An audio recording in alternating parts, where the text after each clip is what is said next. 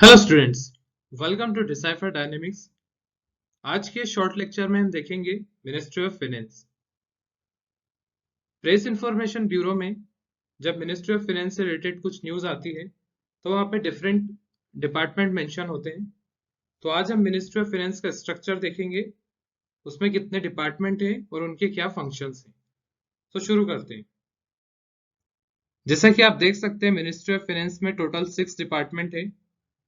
Number 1 department of expenditure, department of economic affairs, department of revenue, department of financial services, department of investment and public Asset management, department of Public enterprises.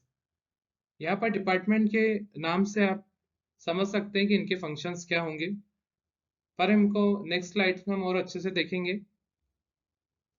जो 6 number पर दिख रहा है Department of Public enterprises, ये 2021 में ministry of heavy industry से ministry of Finance में shift हुआ है।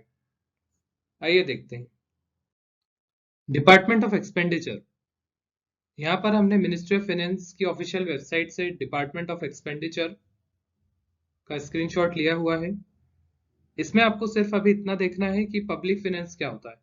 पब्लिक फाइनेंस का मीनिंग है role of government in economy, कितना इन्वेस्ट हो रहा है, कब इन्वेस्ट हो रहा है। सो इन सबको हैंडल करने का काम डिपार्टमेंट ऑफ एक्सपेंडिचर का है। फॉर एन एग्जांपल हम देखते हैं, सेंट्रल सेक्टर स्कीम होती है जहां पर गवर्नमेंट का 100% फाइनेंशियल सपोर्ट होता है।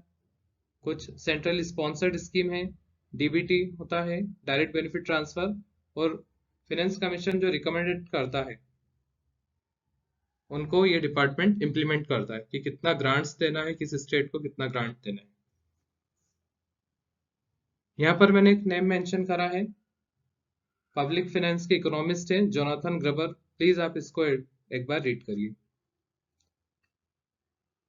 इस ऑफिशियल वेबसाइट पर जब आप डिविजन्स में जाएंगे तो आप देखेंगे Controller General of Accounts. Controller General of Account is a principal accounting advisor to Government of India. Prelims के लिए मैं आपको बता देता हूँ, प्लीज कंफ्यूज ना होइए। कंट्रोलर एंड ऑडिटर जनरल अलग होता है, जो कि एक कॉन्स्टिट्यूशनल बॉडी है, जबकि controller General of accounts is not a independent body, it is a part of department of expenditure, ministry of finance. Okay, अब हम नेक्स्ट देखेंगे department of economic affairs. One of the most important department, क्योंकि इसका काम budget और economic survey prepare करना है और साथ ही साथ इकोनॉमिक पॉलिसी का फॉर्मुलेशन और मॉनिटरिंग करने का काम होता है। आपके लिए होमवर्क है, क्या यूनियन बजट कॉन्स्टिट्यूशन में दिया हुआ है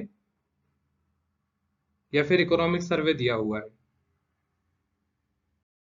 Department of revenue, department of revenue का मेन फंक्शन है टैक्स कलेक्शन करने का। जैसा कि आप जानते हैं, कुछ डायरेक्ट टैक्स होते हैं, कुछ इनडायरेक्ट टैक्स होते हैं।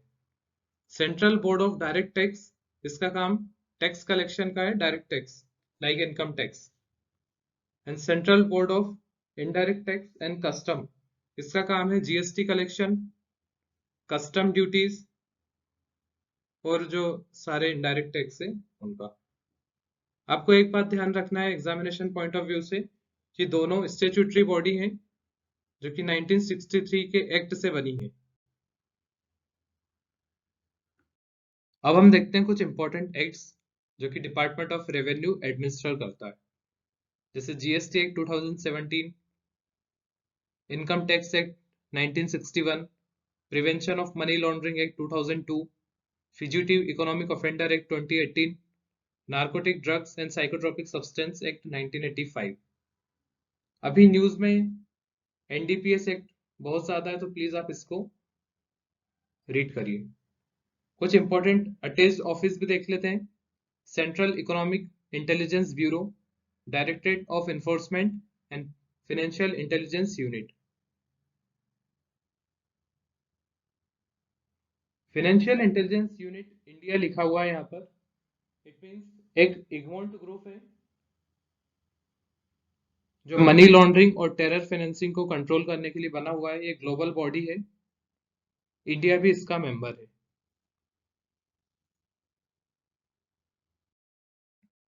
Department of financial services, banking, insurance, pension reforms and most famous Jan Dhan योजना, इन सबको देखने का काम डिपार्टमेंट ऑफ फाइनेंशियल सर्विसेज का है। Next, department of investment and public Asset management, इसका काम है डिसइन्वेस्टमेंट और प्राइवेटाइजेशन देखना। फॉर एन एग्जाम्पल, कुछ कंपनीज जब अच्छा परफॉर्म नहीं करती हैं, मेनली गवर्नमेंट कंपनीज और गवर्नमेंट पब्लिक सेक्टर, तो उस केस में गवर्नमेंट अपना शेयर रिड्यूस करती है, तो वो डिसइन्वेस्टमेंट हो गया। प्राइवेटाइजेशन मीन्स जनरली आप देखेंगे कंप्लीटली सेल कर दिया जाता है प्राइवेट एंटिटीज को, तो वो प्राइवेटाइजेशन। ये सब देखने का काम डिपार्टमेंट ऑफ इन्वेस्टमेंट और पब्लिक असेट मैनेजमेंट करता है। नेक्स्ट जो अभी न्यूली एडेड है, डिपार्टमेंट ऑफ पब्लिक एंटरप्राइजेस, इसका काम है to monitor financial health of central public sector enterprises. पहले मिनिस्ट्री ऑफ हेवी इंडस्ट्रीज में था, अभी 2021 में इसको मिनिस्ट्री ऑफ फाइनेंस में शिफ्ट कर दिया गया है। अब हम पीआईबी दिसंबर 2020 में आई हुई न्यूज देखते हैं। आई होप आपको सारे डिपार्टमेंट्स का बेसिक इंट्रोडक्शन मिल चुका है। अब हम जब प्रेस इंफॉर्मेशन ब्यूरो में न्यूज पढ़ेंगे तो हमें क्लियर हो जाएगा कि कौन सा डिपार्टमेंट का क्या फंक्शन है और न्यूज हम इंटरकनेक्ट कर पाएंगे।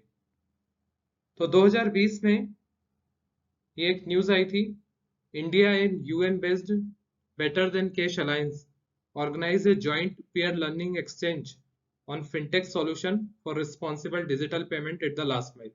एग्जामिनेशन पॉइंट ऑफ व्यू से आपको बस यहाँ पर ये देखना है यूनाइटेड नेशन का बेटर देन कैश अलायंस क्या है, उसका ऑब्जेक्टिव क्या है, कितने मेंबर्स हैं और इंडिया इसका कब मेंबर बना। आइए देखते हैं हम। Better than cash alliance United nation का है। ये कई सारी गवर्नमेंट्स और कंपनीज और इंटरनेशनल ऑर्गेनाइजेशन का एक ग्रुप है जिसमें एट प्रेजेंट 77 मेंबर्स हैं। इसका हेडक्वार्टर न्यूयॉर्क यूएसए में 2012 में ये बना था।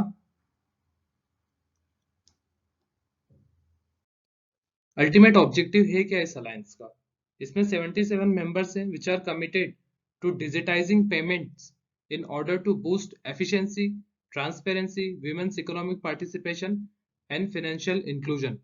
मोस्ट इंपॉर्टेंट टर्म यहाँ पर फाइनेंशियल इंक्लूजन का है।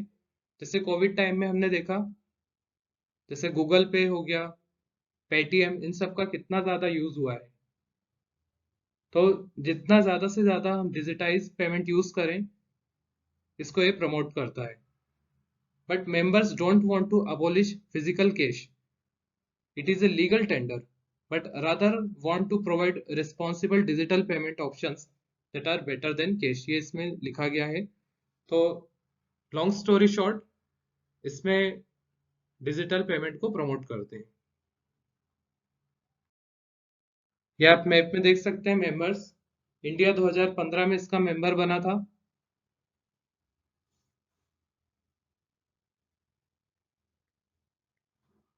टेलीग्राम पे मैं स्लाइड्स शेयर करूंगा, तो आप प्लीज इस मैप को एक बार देखिए। कुछ इंडिया की नेबर कंट्री कौन कौन इसका पार्ट है वो भी एक बार देख लीजिएगा। नेक्स्ट न्यूज जो प्रेस इंफॉर्मेशन ब्यूरो में पब्लिश हुई थी वो एडीबी से रिलेटेड है, एशियन डेवलपमेंट बैंक। यहाँ पर अभी हम सिर्फ देखेंगे कि मेंबरशिप क्या है। टोटल 68 कंट्रीज हैं और आप मैप में देख सकते हैं outside region and Asia Pacific region. UPSC prelims में एक बार क्वेश्चन आ चुका है एशियन इंफ्रास्ट्रक्चर इन्वेस्टमेंट बैंक से रिलेटेड, उसमें दिया गया था कि ओनली एशिया की कंट्री है, इसलिए मैंने यहाँ पर ऐड करी है न्यूज कि एशिया डेवलपमेंट बैंक की मेंबरशिप एशिया के बाहर भी है।